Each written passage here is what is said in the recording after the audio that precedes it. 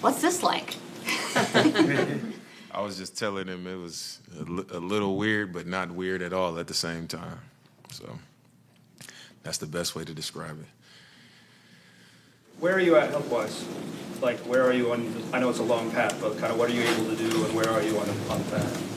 Right now, I can do a lot of stuff. I've been running, I've been shooting. I think it's at the stage where I can do a lot, but it's tricky because you can, with this injury, what I've learned is you get to a point where you can, do a lot of these things, but the tendon is not, strong enough to stand up to it like it normally would be able to, like doing basketball activities. So it's a long period of like being stuck right here where you don't want to get carried away with what you think you could be doing because it feels good doing a lot of that stuff. You just got to kind of stay in the moment. So right now, that's just where it's at. I'm able to do a lot more activity, but still, building the strength up and, getting that tendon back to taking its normal shape.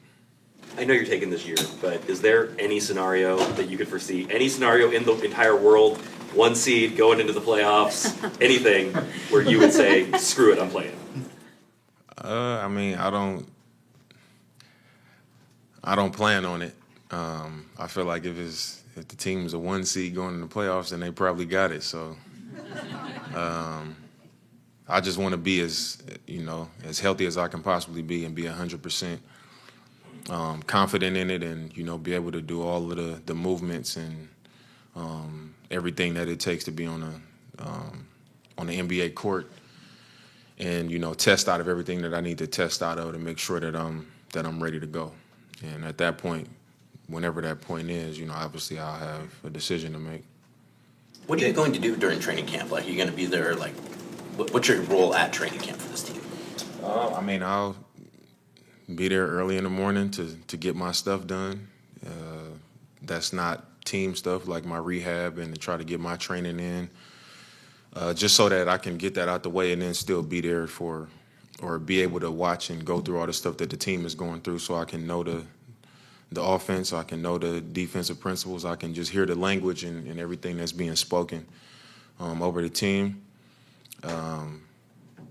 And like Chauncey said, I guess I'm going to be like another assistant coach. But whatever I can be to the team at this point, that's what I'll be. But I'll definitely be there. I'll be around. What's the most difficult part of this process for you?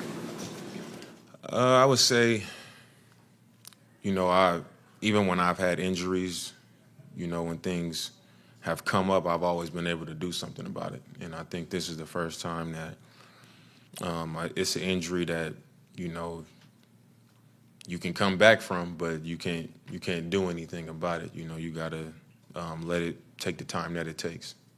Dame, I know there's not much players usually have to say or can say about ownership, but I feel like this is a little bit of a different situation because you've been here for such a long time and you've been such a face of the organization. Have you had any kind of interactions with Tom, the incoming owner, or do you kind of have any thoughts on just the ownership change and just that part of the franchise right now? I think it's been something that has been a discussion for some time, so I think everybody knew that it was to come at some point. I haven't had much interaction at all, but I'm sure there will be, and when it does, I'm sure I'll learn whatever I need to learn. But at this point, I've just been focused on getting reconnected and trying to get healthy. Have you reached out to anybody who's had this injury in the past? Obviously, you saw it with Wes and all that, but just to the road ahead, and have they given you any advice about what's ahead? Yeah, I spoke to KD. I spoke to Rudy Gay, DeJounte Murray. Who else? Wes. Me and Wes talked about it every day. Wes came and worked my camp in Arizona this summer, so every day we talked about it and went over stuff. My PT that I've used this whole time has done 40 or 50 Achilles repairs, so he's pretty comfortable with it, and he knows his stuff. So I've learned a lot. What not to do when things worked out best, And also, every couple of weeks I've been going and seeing my surgeon to make sure everything is right and what the next step should be. So that's really been it. It's just making sure I'm listening and speaking to those people who've experienced it and people who, like my surgeon, who've done these repairs over and over, and my PT who's been involved in a lot of these rehab processes as well. So that's really been it.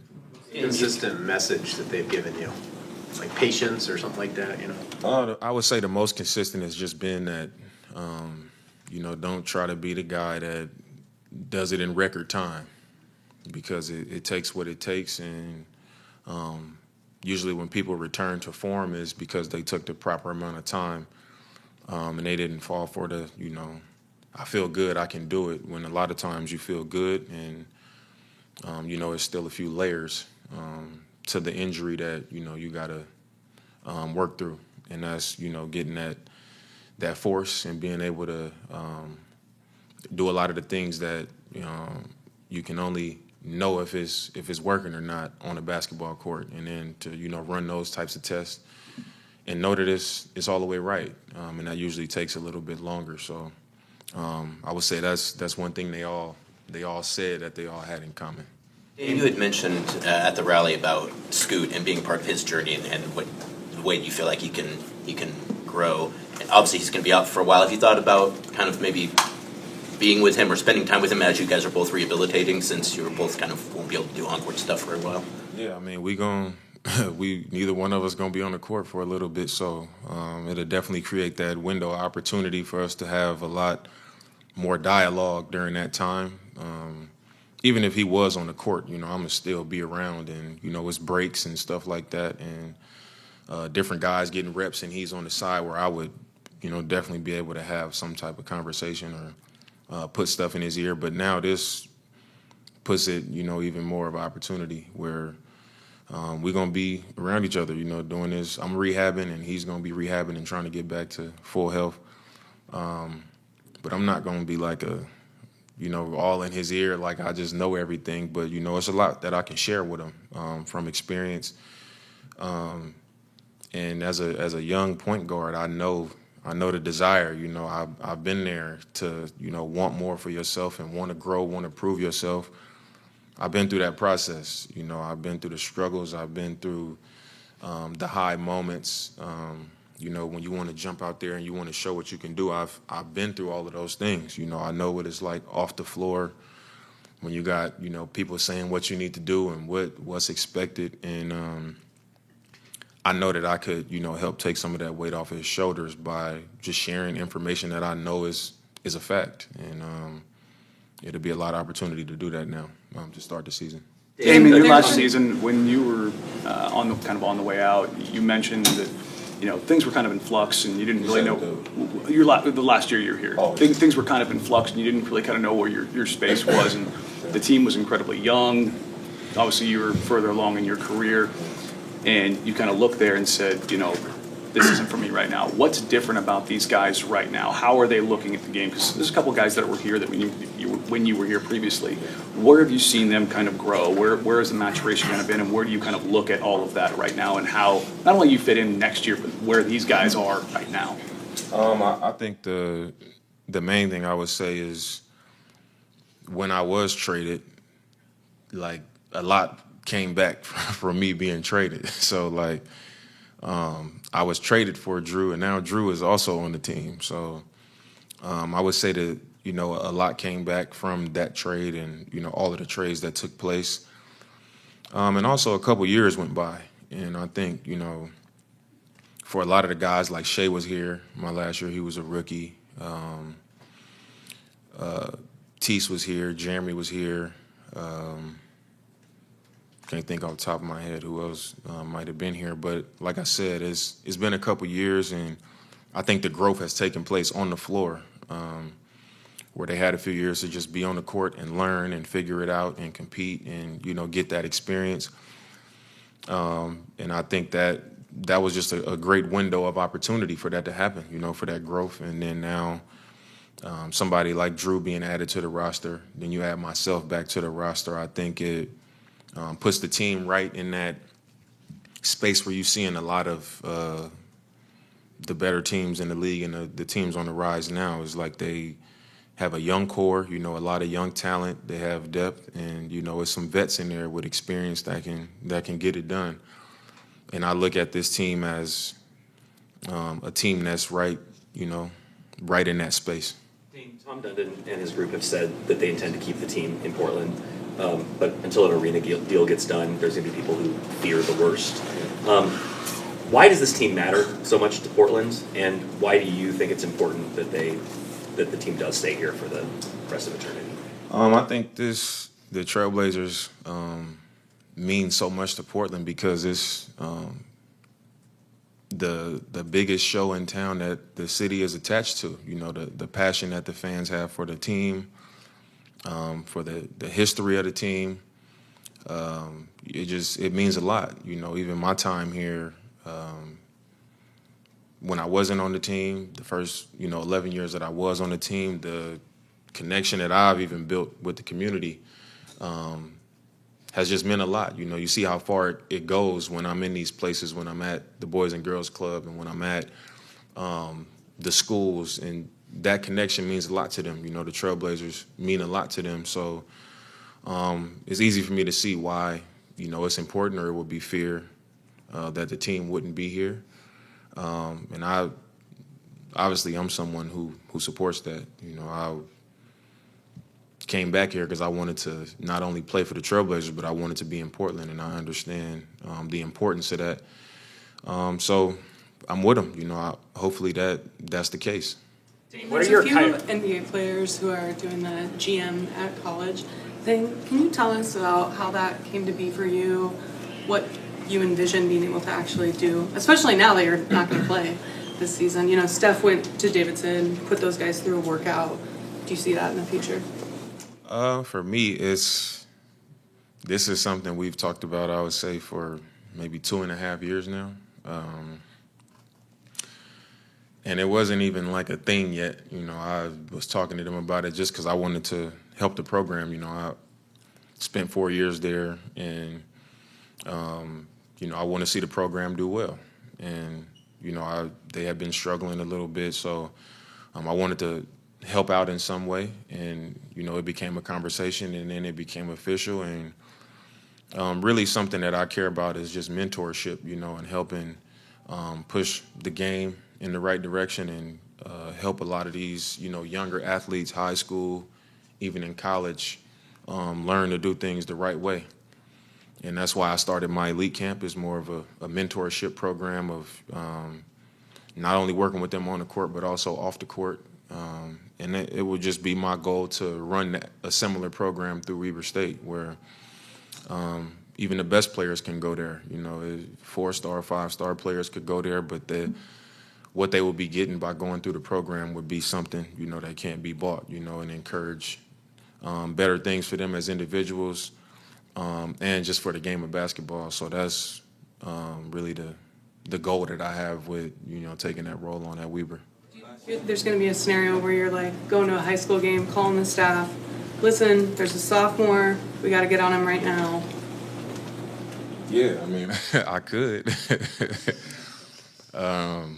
If I saw a sophomore that made me feel that way, I definitely could do it. So, yeah, I mean, it's possible. Dame, what are your initial thoughts and impressions of Hansen from having watched him at Summer League and then whatever time you've been able to be around him this summer? I think he can really play. I think the first thing that stuck out to me was like his feel for the game. He just knows how to play. He knows the right pass to make. When he gets the ball in the paint, it's like he knows how to find that space to get a quality shot off. He's physical. And I like his personality. His personality off the floor. You can tell he has personality on the floor. And to me, that just shows, he has confidence. And that's something that he's going to need, coming to America, having to, learn English, and then having to, play in the best league in the world. That's something that you're going to need, and I think he's going to need that. So, when I saw him, those things stood out to me. And Dame, so as much as an injury is a physical issue, it affects your head game too, between the ears. And so coming back to Portland at such a consequential time, like, what are you doing around Portland to fill your cup? Like, is it nice being home? What are you doing to, take care of your head as long as you're with your injuries too? My head has been great. I think one thing that people here know about me is that I'm stubborn. I don't.